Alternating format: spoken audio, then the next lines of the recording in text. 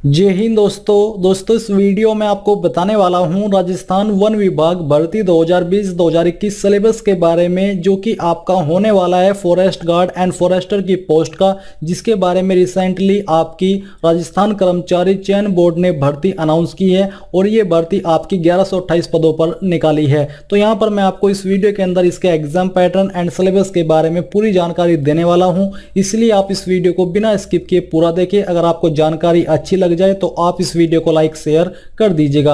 और मैं आपको बता दूं कि अभी जो जानकारी आप एग्जाम पैटर्न एंड सिलेबस के बारे में जानोगे, ये जानकारी ऑफिशियल जानकारी नहीं है। ये आपकी लास्ट जो आपकी भर्ती निकली थी फॉरेस्ट गार्ड एंड फॉरेस्टर की, उसके अकॉर्डिंग होने वाली है। और मैं आपको ये भी बता दूं कि ये जानकारी आपकी आने वाले सिलेबस से काफ़ी मैच होने वाली है, और इसी वजह से वीडियो मैं आपके लिए लेकर के आया हूं, ताकि आपके पास जितना भी समय है एग्जाम होने में, उस समय के अंदर आपको जहां से भी इंफॉर्मेशन मिले आप उस इंफॉर्मेशन के अकॉर्डिंग अपने एग्जाम की प्रिपरेशन करना स्टार्ट कर दो। और जैसे ही ऑफिशियल सिलेबस आएगा ऑफिशियल वेबसाइट के ऊपर, तो अगर उस ऑफिशियल सिलेबस और जो अभी मैं आपको एग्जाम पैटर्न एंड सिलेबस बताने वाला हूं, इसके अंदर कुछ चेंजेस पाए जाते हैं, तो मैं आपके लिए एक और अलग से वीडियो बना करके उसके बारे में भी अपडेट कर दूंगा। तो इसके लिए आपको चैनल को सब्सक्राइब करके बेल आइकन को ऑन रखना होगा, क्योंकि जैसे ही आपको वो वीडियो का नोटिफिकेशन मिलेगा तो आप उसके बारे में लेटेस्ट इंफॉर्मेशन जान पाओगे। तो चलिए दोस्तों, ये तो ही आपकी इसके बारे में जो जरूरी बातें थी वो जानने की।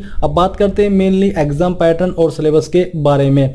तो यहाँ पर दोस्तों आप जान लीजिए कि जो आपकी भर्ती निकली है वो आपकी 1128 पदों पर निकाली है, जिसमें कि कैंडिडेट ऑल इंडिया से अप्लाई कर सकते हैं। अब यहाँ पर बात आती है आपके सिलेक्शन की। तो जो आपका सिलेक्शन किया जाएगा, ये आपका रिटन टेस्ट यानी कि लिखित परीक्षा, second physical standard and physical efficiency test, जिसको शॉर्ट फॉर्म के अंदर पीएसटी एंड पीईटी बोलते हैं। साथ ही दोस्तों इस भर्ती में आपका इंटरव्यू भी होने वाला है। ये आपको अलग से मैं बता रहा हूं कि इसके अंदर इंटरव्यू होने वाला है, क्योंकि ये जानकारी तो ऑफिशियल नोटिफिकेशन के अंदर ऑलरेडी कंफर्म कर दी गई है। इसके बाद आपका मेडिकल एग्जाम होगा, और फिर जो लोग इसको भी क्लियर कर जाएंगे उनका डॉक्यूमेंट एंड कैरेक्टर वेरिफिकेशन होगा। और इसी क्रम में आपका जो सिलेक्शन का तरीका है वो फॉलो किया जाएगा, क्योंकि इस बारे में आपके फिर बाद में कमेंट आते हैं कि सर पहले रिटन टेस्ट होगा या फिर फिजिकल होगा। तो मैं आपको बता दूं कि पहले रिटन टेस्ट होगा, इसके बाद आपका physical standard test and physical efficiency test होगा।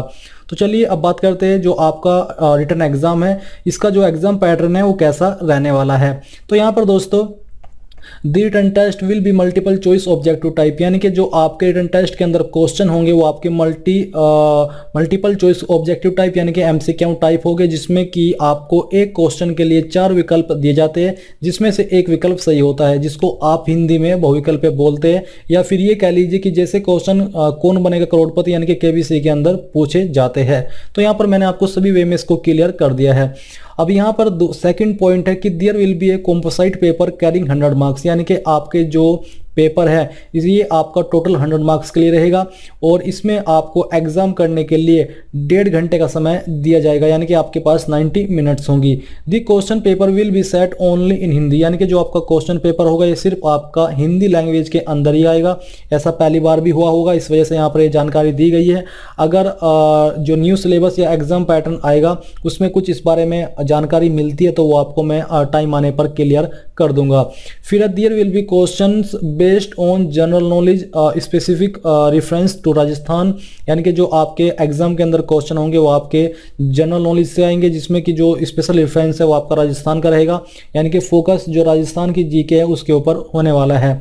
अब यहाँ पर दोस्तों मैं आपको ये भी बता दूं कि जो कैंडिडेट इसके अंदर नेगेटिव मार्किंग होगी या फिर नहीं होगी, तो मैं आपको बता दूं कि इसके अंदर कोई नेगेटिव मार्किंग नहीं होने वाली है। फिर यहाँ पर दोस्तों जो आपका एग्जाम सिलेबस है उसके बारे में बात करते हैं, और जो अन्य सब्जेक्ट है उसके बारे में जानकारी देख लेते हैं। तो यहाँ पर दोस्तों एवरीडे साइंस, इसमें जो आपके टॉपिक्स इंक्लूड किए जाएंगे एग्जाम के अंदर, यानी कि जिन टॉपिक से आपके क्वेश्चन तैयार किए जाएंगे उस सब्जेक्ट के, उसके बारे में यहाँ पर आपके टॉपिक्स है observations, units, discoveries and inventions, measuring tools, material, scientific reasons, differences, making decision, perspective to science. और साथ ही आप ये भी जान लीजिए कि जो आपके क्वेश्चन का लेवल रहेगा ये आपका 10th लेवल का होने वाला है। अब आता है आपका मैथमेटिक्स। तो इसमें जो आपके टॉपिक्स होंगे ये है आपका number system, computations of whole numbers, decimal and fractions, relationship between numbers, fundamental arithmetical operations, percentages, ratio and proportion, profit and loss, simple interest, average, discount, partnership, time and work, time and distance, use of tablets and graphs, mensurations. फिर आता है आपका social studies, जिसमें nature of society, changes, development, importance, political aspects. Geography में यहाँ पर geography of Rajasthan and India, area, map, population, water resources, minerals, districts in Rajasthan, etc।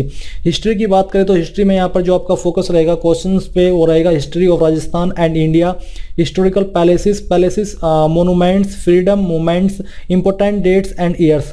Culture and art में culture, art, books, painting, major festival, fairs, ये आपके topics होने वाले हैं। और करंट अफेयर्स की बात करें तो latest scientific progress, development, national international awards, Indian language, books, script, capital currency, sports, athletes such as essential qualification, ये आपका फोकस इनके ऊपर होने वाला है। और मेनली और कौन से सब्जेक्ट होंगे उसके बारे में आपको टाइम आने पर मालूम हो जाएगा। अभी के लिए आप इससे अपनी एग्जाम की प्रिपरेशन कंटिन्यू कर सकते हो। और मैं आपको अगर ये बोल रहा हूँ कि जैसे ही ऑफिशियल सिलेबस आएगा मैं आपके लिए वीडियो लेकर के आऊँगा, तो मैं 100% लेकर के आने वाला हूँ। जब तक ये भर्ती कंप्लीट नहीं हो जाती तब तक मैं आपके लिए इस प्रकार से अपडेट लेकर के आता रहूँगा। तो दोस्तों यहाँ पर आपने इसके बारे में जानकारी जान ली। अब बात करते हैं physical standard and physical efficiency test के बारे में। तो यहाँ पर जो आपकी हाइट रखी गई है वो आपकी मेल कैंडिडेट के लिए 163 सेंटीमीटर है मिनिमम, और फीमेल के लिए 150 सेंटीमीटर है। चेस्ट यहाँ पर नॉर्मल आपकी 84 सेंटीमीटर होनी चाहिए मेल कैंडिडेट के लिए, और फुलाकर के जो आपकी चेस्ट है वो आपकी 89 सेंटीमीटर हो जानी चाहिए, जिसमें कि 5 सेंटीमीटर का फुलाव जरूरी है। और मैं आपको बता दूं कि फीमेल कैंडिडेट के लिए भी यहाँ पर जो चेस्ट है उसका माप लिया जाएगा। मैंने देखा है कि काफ़ी भर्ती ऐसी होती है जिसमें कि फिजिकल मेजरमेंट टेस्ट होता है, तो उसमें फीमेल के लिए चेस्ट का माप नहीं लिया जाता, उनको इस चीज़ से एग्जाम्पशन यानी कि छूट दे दी जाती है। बट यहाँ पर उनसे भी चेस्ट का माप लिया जाएगा, इसलिए इस चीज़ को आपको कंसिडर करना है। और यहाँ पर जो मिनिमम आपकी चेस्ट का साइज होना चाहिए वो 79 सेंटीमीटर है, और यहाँ पर आपको भी 5 सेंटीमीटर का फुलाव देना जरूरी होगा। और इसमें भी आपकी जो चेस्ट है वो 79 बिना फुलाई और फुला करके जो 84 सेंटीमीटर है वो हो जानी चाहिए। फिर इसमें यहाँ पर जो आपका वॉक टेस्ट है, वॉक टेस्ट की बात करें तो मेल कैंडिडेट को 25 किलोमीटर चलना होगा, जिसके लिए उनको 4 घंटे का समय दिया जाएगा। फीमेल कैंडिडेट को यहाँ पर 16 किलोमीटर चलना है, उसको यहाँ पर 4 घंटे का समय यानी कि टाइम सेम ही रहेगा। फिर आता है फॉरेस्ट गार्ड ओनली, जो आपके फॉरेस्ट गार्ड है, जो आपकी फॉरेस्टर की पोस्ट है उसके ऊपर ये लागू नहीं होती है, सिर्फ आपकी फॉरेस्ट गार्ड के ऊपर लागू होती है। इसमें सिटअप्स करने होंगे मेल कैंडिडेट को 25 राउंड 1 मिनट के अंदर, फीमेल इससे एग्जाम है यानी कि उनको ये नहीं करना है। शॉर्टपुट मेल को नहीं करना, फीमेल को करना है जो कि 4.5 मीटर का है।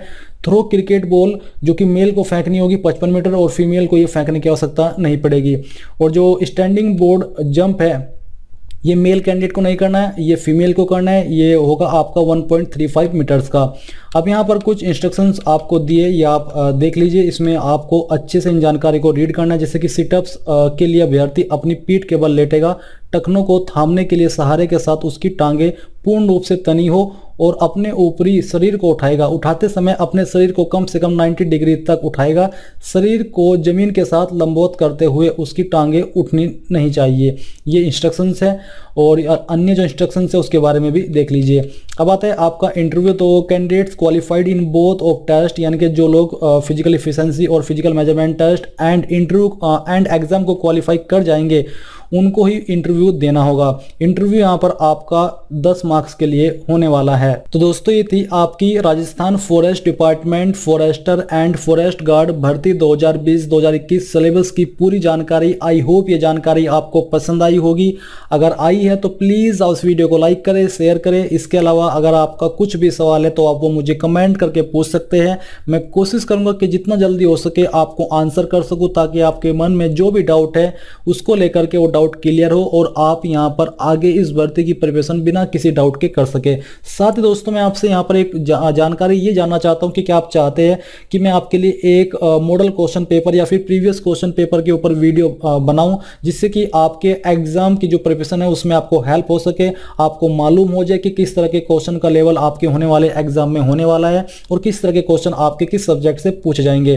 तो अगर आपके इस बारे में कमेंट आएंगे और उनको कंसिडर करते हुए मैं आपके लिए वीडियो लेकर के जल्द ही आ जाऊंगा और उसमें मैं आपको अगर मेरे से हो पाया मैं आपके लिए प्रीवियस ईयर क्वेश्चन पेपर लेकर के आऊँगा, नहीं तो फिर आपके लिए मैं मॉडल क्वेश्चन तैयार करूँगा जिस तरह का लेवल आपके होने वाले एग्जाम में क्वेश्चन का होने वाला है उसको देखते हुए। तो दोस्तों बस आई होप आपको ये सब जानकारी अच्छी लगी है और जो मैंने आपको पूछा है आप उसका आंसर करोगे ताकि मैं आपके लिए वीडियो बना पाऊँ। इसी के साथ मैं इस वीडियो के लास्ट में आपसे ये भी कहना चाहूँगा कि आप इस वीडियो को लाइक शेयर तो करोगे ही, आपको चैनल को सब्सक्राइब करके बेल आइकन को ऑन रख लेना है ताकि आपको जैसे कि मैंने कहा आगे आने वाली वीडियोस के नोटिफिकेशन सबसे पहले मिल पाए। जय हिंद दोस्तों।